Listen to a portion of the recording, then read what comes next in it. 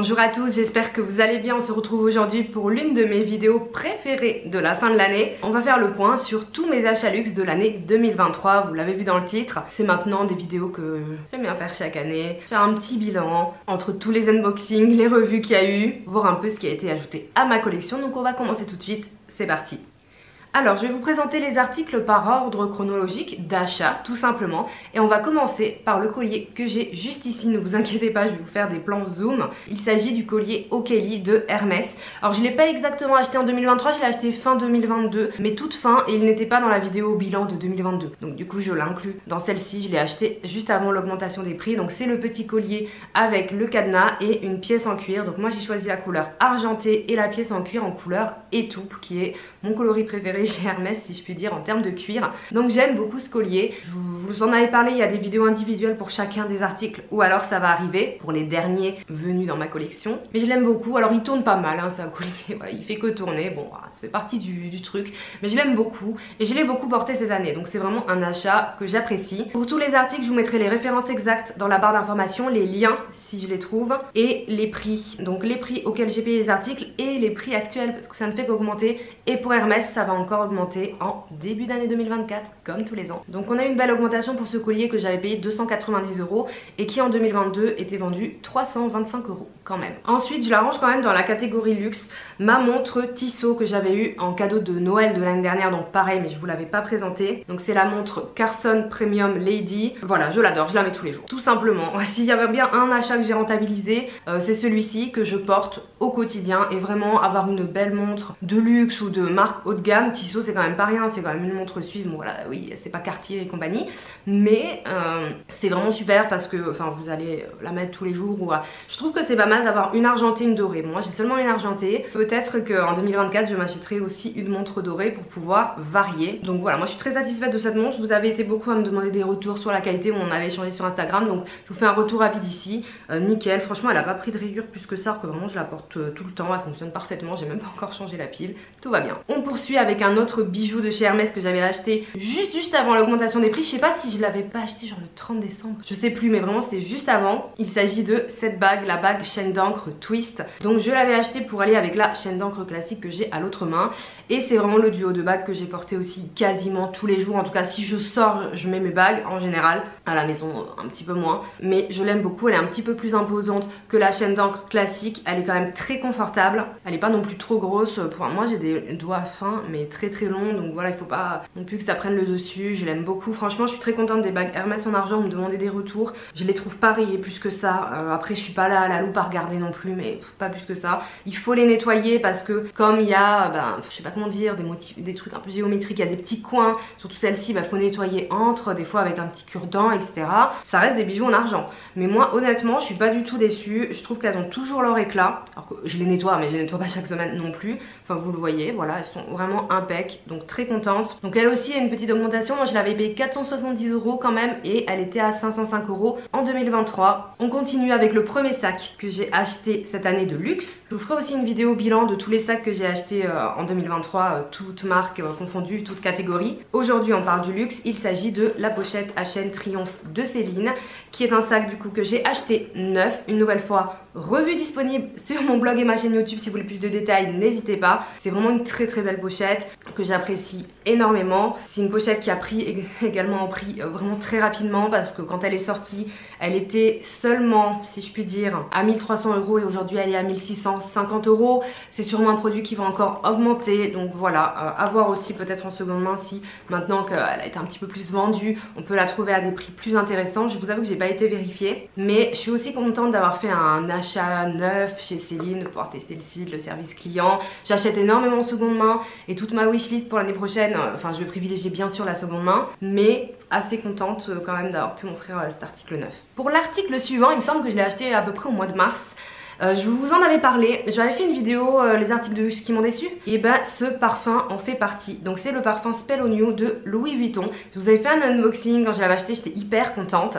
Et finalement je suis tellement déçue. Alors comme vous le voyez, vous le verrez aussi dans le visuel, il est quasiment fini, hein. Je l'ai porté parce que c'est quand même un parfum très onéreux, que j'avais payé 260 €, il était passé à 280 € cette année avec les augmentations de prix. C'est juste, j'adore l'odeur, enfin c'est pas le sujet, mais sur moi, en tout cas sur moi, il ne tient pas. Donc ça peut dépendre des gens, hein. Je dis pas que tous les parfums Louis Vuitton ne tiennent pas, mais sur moi il tient vraiment pas, donc voilà, je l'ai quand même porté. J'ai quand même porté plutôt cet été. Je l'ai mixé aussi avec un autre parfum, c'est en forme de pomme. Je crois que c'est un Lolita Lempicka rose, c'est un dérivé qui est très sucré et qui ressemble un peu. Du coup je les mettais ensemble parce que ça permettait de faire une odeur un peu plus intense et qui tenait mieux. Donc voilà, donc je vais le finir, il n'y a pas de problème, mais je ne rachèterai plus de parfum chez Louis Vuitton, surtout pour ce prix. Mais vous m'avez conseillé plein de marques, de maisons de parfumeurs plus confidentielles aussi, ou de parfums de luxe avec une bonne tenue et tout, donc on verra l'année prochaine. Bon là j'ai acheté d'autres parfums plus classiques que j'apprécie, l'interdit de Givenchy que j'adore, le Viktor & Rolf aussi que j'aime énormément, donc pour moi ça reste des valeurs sûres, mais voilà. Petite déception pour ce parfum. On retourne niveau sac. Si vous avez suivi mes vidéos cette année, vous savez que j'ai acheté mon sac Gold entre gros guillemets, le sac de jour Baby de Saint Laurent. Donc quand je dis sac Gold, c'est plus en termes de praticité, enfin après étude de marché tout simplement. Je savais que ça serait un des sacs les plus pratiques pour moi et ça a vraiment été le cas. Donc lui je l'ai acheté en seconde main sur Vestiaire.co. Il va y avoir un peu de répétition avec la vidéo de tous les sacs de l'année, donc je vais essayer de pas trop raconter les mêmes histoires. Donc je l'ai payé, pour vous donner une idée, 1220 €, frais de port compris, frais d'authentification compris, et il est vendu à 2300 € neuf sur le site de Saint Laurent pour la taille Baby en tout cas. Donc je suis pas peu fière de mon affaire. Franchement Saint Laurent faut vraiment regarder en seconde main pour le coup. Je dis ça mais j'ai acheté un petit sac neuf, mais bon. Mais on trouve vraiment les modèles, on les trouve et à des prix hyper intéressants. Il a rejoint ma collection, il l'a bien complété. Je dirais même que ça fait partie des fondements de ma collection ce sac. C'est en gros, c'est horrible ce que je vais dire, mais je pense que si je devais garder qu'un seul sac, ça serait celui-là. Juste parce qu'il réunit un peu tous mes critères en termes de taille, praticité. Il a un taille intermédiaire, il a la bandoulière, il a le design aussi, il a tout. Alors là ça va être un peu douloureux pour moi de vous parler de cet article que je n'ai pas, donc je vais vous mettre un visuel juste ici. Il s'agit des lunettes de soleil Chanel. Donc c'est toujours, mais du coup je l'ai pas. Le modèle, attendez je revérifie, CH5416. Donc je vous avais fait un unboxing cet été, j'étais trop contente de cette forme. Et sur le dessus il y avait écrit Chanel en vert, enfin il y a la photo sur mon blog aussi si vous voulez voir. Donc voilà, je les avais achetées sur un site revendeur qui s'appelle Optical H, 249 €. Je suis allée vérifier, maintenant elles sont à 270. Elles ont augmenté, je me les suis fait voler dans les transports en commun, donc je peux pas vous les présenter. Donc je suis un peu comme ça, j'avais envie de les racheter mais enfin bon bref, je sais pas. J'ai toujours les Céline Triomphe, du coup je mets celle-ci que j'adore. On verra l'année prochaine, mais elles ont quand même pas mal augmenté. Et il y a aussi un peu la déception de l'histoire, et pourtant je les ai vraiment portées tout l'été, enfin tout le temps, elles étaient tellement légères, pratiques, enfin voilà. Mais je les mets quand même dans la vidéo parce que c'était quand même un achat. Ensuite, toujours dans l'ordre chronologique, alors c'est pas un article que j'ai acheté, c'est un article qu'on m'a offert. Il s'agit d'un Silk Blush de chez Hermès, Silky même, en teinte rose ambrée, donc qui sont à 69 €. C'est mon amie Céline qui me l'a offert pour mon anniversaire et en cadeau de mariage également, donc très beau cadeau. Il était sur ma liste depuis un bon bout de temps. C'est le blush que je mets quasiment tous les jours et je vous jure que j'ai beaucoup de blush, donc j'essaie quand même de tourner, mais c'est vraiment la couleur parfaite, le blush parfait. La texture est extrêmement fine, très facile à appliquer, il sent bon en plus. On peut moduler l'intensité de quelque chose de léger à plus prononcé. Enfin voilà, j'ai envie d'acheter d'autres blushs Hermès, mais presque 70 € le blush, c'est quand même enfin disons que par rapport à ma collection c'est pas du tout raisonnable, mais peut-être que je craquerai pour d'autres coloris parce qu'ils sont vraiment d'une superbe qualité. Je dis pas qu'ils valent leur prix parce qu'en termes de blush on peut trouver des choses dans les marques pas chères vraiment très bien, mais en tout cas c'est pas une déception, bien au contraire. L'étui et tout est sublime en plus, donc voilà, petit article make-up de luxe. Donc là nous arrivons sur les articles les plus récents. Donc si vous suivez mes vidéos ou que vous avez suivi la fin de l'année, vous avez vu tous ces unboxings, donc je vais pas énormément m'attarder non plus.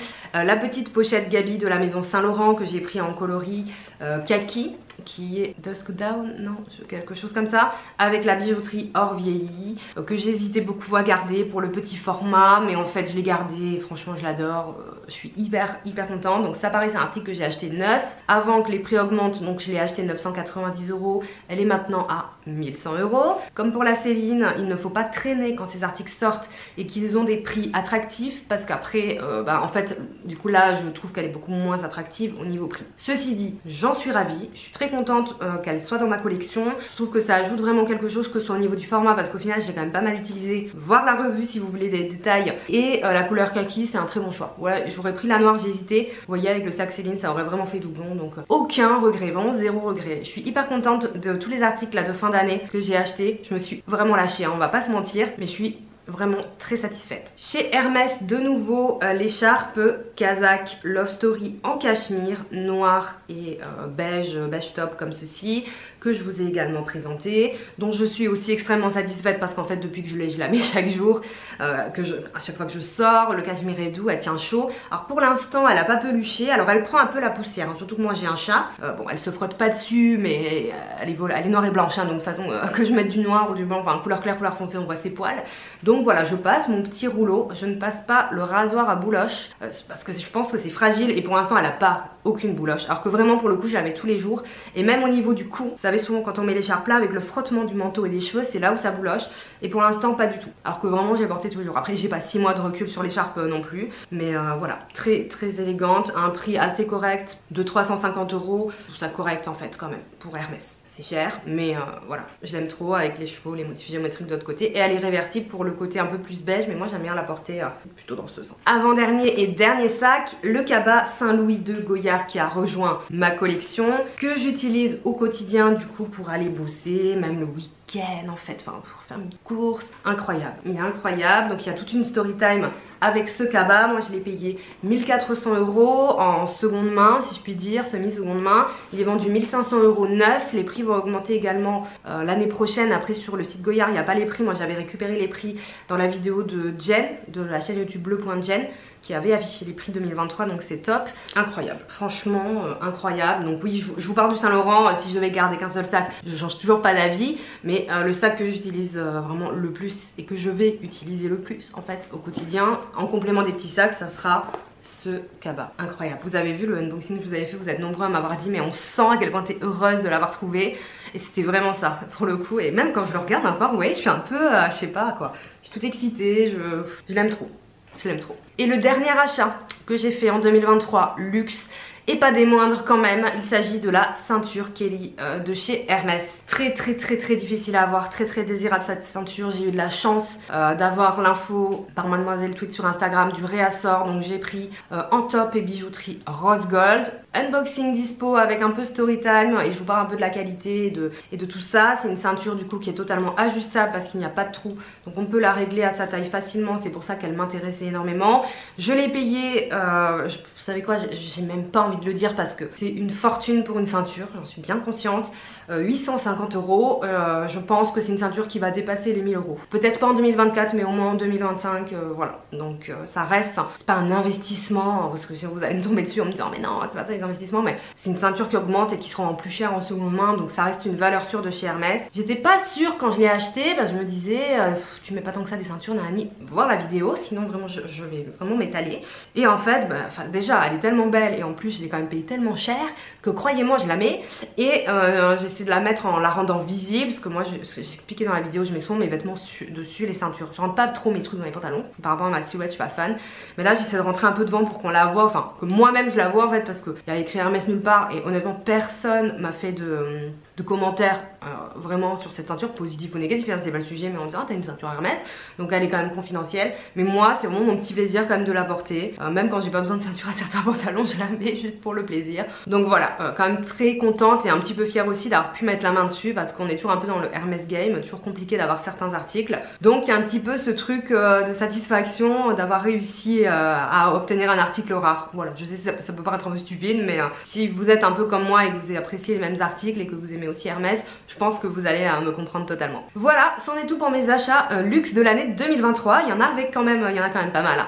Comme je vous le disais, je me suis quand même un peu lâchée, surtout en fin d'année, parce que entre les opportunités que j'ai eues, le Goyard, la ceinture, Nanani, l'écharpe et tout, et il s'est passé plein de choses aussi cette année, donc il y a des moments j'avais envie de me récompenser ou de me faire plaisir ou de me consoler aussi. Je vous remercie tous de m'avoir suivi cette année, j'espère que ces vidéos du mois de décembre, un peu dans le thème Noël, donc vous voyez je me suis mis à côté du sapin quand même, vous ont plu. N'hésitez pas à liker la vidéo si c'est le cas, dites-moi quels sont les articles que vous avez achetés en 2023, ou si vous voulez pas me faire toute la liste, votre article préféré, celui que vous avez le plus rentabilisé ou porté, ou que vous avez juste kiffé l'acheter, même si vous le portez pas, juste pour votre collection. Dites-moi un, deux, peut-être 3 articles que vous avez acheté cette année, que vous adorez en commentaire pour qu'on puisse échanger et que ça puisse me donner des idées aussi d'achat pour 2024. On y pense déjà. C'est tout pour moi, je vous souhaite une excellente journée et je vous dis à bientôt. Ciao.